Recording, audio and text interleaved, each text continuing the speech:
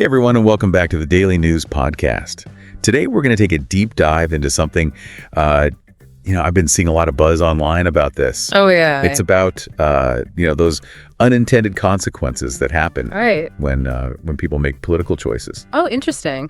Yeah, and specifically we're looking at some Latino voters who supported, a particular candidate. Yeah, in recent elections, and how some of those choices are kind of coming back. Yeah, like they're facing some outcomes maybe they didn't fully anticipate. Yeah, exactly, and they're really grappling with that now. It is fascinating, isn't it, to see that kind of disconnect between what was promised on the campaign trail and what's actually happening now with the policies. Totally, and it really seems like some voters are starting to realize that what they were hearing doesn't necessarily match up. The rhetoric and the reality. Yeah. Two very different things. Yeah, and it's leading to some soul searching for sure. For sure. In fact, I was reading this thread online where a doctor was talking about how frustrating it is when they've got patients coming in complaining about changes to healthcare programs. Right. But they're wearing the attire that shows support for the very person who made those changes. Oh, the irony. It's like, are you kidding me? Yeah. Are you voting against your own interests here? It's such a fascinating thing to look at because it really shows that complicated relationship. Yeah. Between what someone believes personally, their political affiliations, and then their access to basic essential services. Right. Healthcare being one of them. Yeah. And of course, healthcare professionals are trained to, provide care to everyone. Of course. Regardless of their political views. But you can imagine how difficult it gets when you're advocating for something that is actually harming you in the long run. Yeah. It creates a real dilemma. Yeah. For sure. And this isn't just like a one-off thing. We're seeing this disillusionment among Latino voters in general. Yeah. Who are now starting to deal with the consequences of some of these policies. Right. The ones they voted for. That they supported. Yeah. Particularly when it comes to things like immigration and border security. Yeah. And looking back historically, we've seen this happen before. Really? Where certain groups will align themselves with a particular movement or ideology, and then later they'll become disillusioned when they suddenly find themselves targeted by those very policies. Wow. It's a reminder to all of us to really think carefully about how our political choices might play out in the long run. Not just for the election, but... Exactly. Not just who's going to be in office for the next 4 years, but what does this mean for our society 10, 20 years down the line? Yeah. And social media is playing such a huge role in amplifying these concerns, too. Oh, absolutely. You see people sharing their own personal experiences. Yeah. Anxiety. Their anxieties about feeling targeted or marginalized because of their ethnicity or their political views. Social media can be, a real double-edged sword. Yeah. How so? Well, on the one hand, it can be used to spread really harmful rhetoric. Right. But on the other, it gives a platform to marginalized communities to connect with each other. To share their experiences. And share their stories, which can be really empowering for those who are feeling kind of voiceless or isolated. Right. And it gives us a window into what people are thinking and feeling. A real glimpse into the minds of those who are dealing with these unforeseen consequences. And unfortunately, it's not just happening online either. Oh, really? Yeah, there's this letter that we came across that was circulating in Lincoln County, Oregon. Oh, wow. That takes this to a whole other level. What do you mean? Well, it really shows how quickly words can become actions. I see. And it's a little disturbing. What does it say? Well, it basically advocates for the surveillance and displacement of certain ethnic groups. Oh, my goodness. To try to create more affordable housing for others. Wow. That's Yeah, it's pretty in-depth. It's a disturbing example of how rhetoric can escalate into something really dangerous. And the language is so similar to historical examples of hate speech and propaganda that was used to justify persecuting minorities. It's chilling to see that kind of thinking resurface. Yeah. Even today. Yeah, it makes you wonder, how easily can this happen again? It's a sobering reminder that we can't let our guard down. Right. We have to actively combat prejudice and discrimination. In all its forms. Yeah, wherever we see it. Yeah. The Holocaust Museum has these incredible archives that document what happened during the Holocaust. Right. And they serve as a powerful reminder of the devastating consequences of unchecked hatred and intolerance. It's like those echoes of the past are still ringing in our ears. Yeah, and this letter from Oregon, it just feels like a symptom of a much bigger problem. What do you mean? Like, the growing political polarization that we're seeing everywhere. Right. The division, the anger. Yeah, the us versus them mentality. Right, exactly. And these groups with extreme ideologies, they're becoming more prominent. Yeah. And their involvement in things like, the events of January 6th, that raises serious concerns. Yeah, about where this is all headed. Yeah, like, could this escalate into violence? It's a legitimate concern. Yeah. Especially when you see the rise of these groups with paramilitary-style organization and rhetoric. Yeah, it's like they thrive on fear and anger and distrust. Yeah, and their actions just further erode trust in our democratic institutions. Well, it's like a vicious cycle. It is. Yeah, and it's not just about these organized groups either. Right. Like, we're seeing an increase in individual acts of violence, too. Oh, absolutely. Motivated by prejudice and intolerance. Yeah, like that case with the journalist. Oh, right. The one in Colorado? The Pacific Islander journalist. Yeah, who was attacked just because of his ethnicity. It's heartbreaking. Yeah. And it just highlights the real human cost of this kind of divisive rhetoric. Absolutely. It creates a climate where people feel justified in lashing out at others. Yeah. Simply because they're different. It's like words have consequences. They do. And we can't ignore the potential for harm when people are dehumanized or targeted based on their identity. The fear that these attacks instill in communities, it can have such a lasting impact. Yeah, it's a lot to unpack and think about, for sure. It is. Well, let's take a quick break and we'll come back and delve a little deeper into some of these issues. Sounds good. It's easy to get caught up in all those, daily headlines, those little fires that pop up. But we got to remember there's this bigger picture. The bigger picture, yeah. And the trends that we're talking about here, they have some serious implications. Like, what kind of implications are we talking about? I mean, potentially, we're talking about the erosion of trust. Oh, wow. In our institutions, the rise of extremism, right, and even the possibility of increased violence. Yeah. You're right. These aren't things we can just ignore. No, absolutely not. This is serious stuff. We can't just sweep it under the rug. It really makes you think about, the choices we make. Yeah. Both as individuals and as a society. Our choices have consequences. Yeah. And sometimes those consequences are unpredictable. Right. And they kind of ripple outwards in ways that we don't expect. Exactly. It's not just about the immediate impact either. Yeah, what do you mean? We need to be thinking about the long-term effects on our social fabric, our democracy. Right.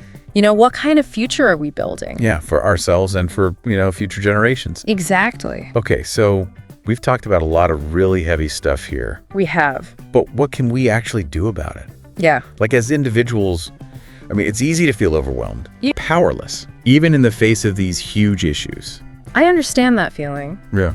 But I think awareness is the first step. Okay. We have to educate ourselves about what's happening. Right. Understand the root causes of these problems. Yeah. And recognize that a lot of these things are connected. Connected how? Well, think about it. All these seemingly separate events, right, they're actually part of a larger pattern. So it's all related. Exactly. And knowledge is power. Right. But it's not just about knowing what's going on. No. We got to be willing to do something about it. We have to be willing to speak up. Speak up. Okay. And challenge harmful narratives. So, like, whenever we encounter them. Yeah, whether it's in a casual conversation, online, in our communities. Right. We can't just stay silent. Because silence is almost like you're agreeing with it.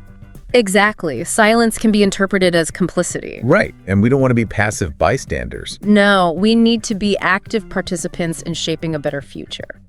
Okay, so speak up, don't be silent. What else? Well, and remember, we're not alone in this. Okay. There are so many organizations and individuals out there who are working tirelessly to promote social justice and equality. Right. Those people who are on the front lines. Exactly. And we can support them. Support them how? But we can support their efforts, amplify their voices. Okay. And work together to create a more inclusive and equitable society. Right. So it's like collective action. Exactly. There's strength in numbers. And every little bit helps. Every action, no matter how small, contributes to the bigger picture. So we've been focusing on a lot of the negative consequences. Yeah. But it's important to remember that positive change is possible. Absolutely. Like, throughout history, we've seen movements for social justice succeed. We have. It's easy to get caught up in the negativity. Right, because it can be overwhelming. It can be. Yeah. But we have to remember that progress is possible. Yeah. Think about the civil rights movement. Right. The fight for LGBTQ plus equality, countless other social justice movements. Yeah. They faced incredible odds. They did. But they achieved significant victories. And they changed the world. They did, and change doesn't happen overnight. Right. It's a process. But with persistent effort, determination, and a belief in our collective power, we can create a more just and equitable future. I like that. A more just and equitable future. That's what we're striving for. You know, thinking back to the examples we talked about earlier. Yeah. I'm struck by that incident with the Pacific Islander journalist in Colorado. Yeah, it's a scary reminder of how quickly words can turn into actions and how someone can become a target just because of their ethnicity or background. It's scary to think about. It is. It's a very real danger when we start normalizing prejudice and discrimination. Right, like when those messages become so commonplace. Yeah, and we hear those messages over and over again. It creates an environment where violence becomes more likely. It's almost expected. It's a slippery slope. Yeah, and it's not just an abstract concept either. Yeah. This is real life. This is affecting real people. That journalist was targeted because of his race. It's a terrifying reality. It is for many people in our country. And it's becoming more common. Unfortunately, yes, we're seeing a rise in these incidents. And it's not just a few bad apples. No, it's a pattern. Yeah. Of intolerance and aggression. Fueled by all this divisive rhetoric and political polarization. Exactly. We can't just dismiss these incidents as isolated events. Right. We have to see the bigger picture. We need to acknowledge that there are systemic issues at play. Yeah. And work to address the root causes. So it's about connecting the dots. Exactly. We can't solve these problems in isolation. Okay. We need a more holistic approach. That tackles the underlying issues. Yeah, the things that contribute to prejudice, discrimination, and violence. And that letter that was going around in Oregon. Yeah, the one advocating for surveillance and displacement. It's a chilling reminder. It is. Of how insidious prejudice can be. And how easily history can repeat itself if we're not careful. If we're not paying attention. But we have to be vigilant. It's easy to feel overwhelmed by all of this. It is. But like you said earlier, we each have a role to play. We do. In creating a better world. Even small acts of kindness, compassion, understanding, they can make a difference. Okay, so it's not just about the big things. No, it's about the everyday choices we make. Right, how we treat each other. Exactly. Okay, I like that. It's been, I don't know, kind of a heavy conversation today. Yeah. You know, but an important one as we've, unpacked some of these unintended consequences. Absolutely. Of political choices and explored, this idea that these ripples can turn into tidal waves. Yeah, it can feel kind of overwhelming, Kat. It really can. Where do you even start? Right. And we've seen how quickly rhetoric can escalate into something dangerous. Absolutely. And how, individual acts of violence can become part of a bigger pattern. The disturbing pattern. Yeah. And history is full of examples. Right. That remind us of just how high the stakes are. It's a lot to take in. It is. But I think it's important, as we wrap up here, to remind ourselves that we can't give in to that feeling of, paralysis or despair. Right. It's easy to feel that way. It is. But we have to remember that each of us can make a difference. Okay, so where do we start? I mean, we've talked about awareness and education and open dialogue, but how do we turn that awareness into action? Well, I think for me, it comes down to a few key things. Yeah. First, we have to be willing to challenge our own biases. Well, that's hard. It's not easy, but it's so important. And how do we do that? Well, we have to actively seek out diverse perspectives. So talk to people who are different from us. Yeah, people who have different experiences, different viewpoints. Okay. Listen to them with empathy and be open to changing our own minds. So easy to get stuck in our own little bubbles. It is surrounded by people who agree with us all the time. Right, echo chambers. Yeah, but true growth comes from stepping outside of those echo chambers. And being uncomfortable sometimes. Sometimes, yeah. Okay, so challenge our biases. What else? And then we have to be brave enough to speak up. To speak up when we see injustice? Yeah, when we see discrimination. Okay. We can't stay silent. Because silence is like agreeing. It can be seen that way, yeah. Okay. And our voices have power. They do. We can disrupt those harmful narratives. Right. And inspire others to do the same. It makes me think about that doctor we talked about earlier. Yeah, the one who was struggling with their patients. Yeah, the one who was struggling with their patients. Yeah, it takes a lot of courage to have those tough conversations. It does. Especially with people we care about. But sometimes those are the most important conversations to have. Right. So speak up, Challenge our biases. And what was the third thing? We have to support those who are fighting for change. Okay. Those organizations and individuals on the front line. Ones working for social justice. Yeah. Yeah, equality for all. How can we support them? We can donate our time. Volunteer. Yeah, our resources. Yeah, amplify their messages. Spread the word. Exactly.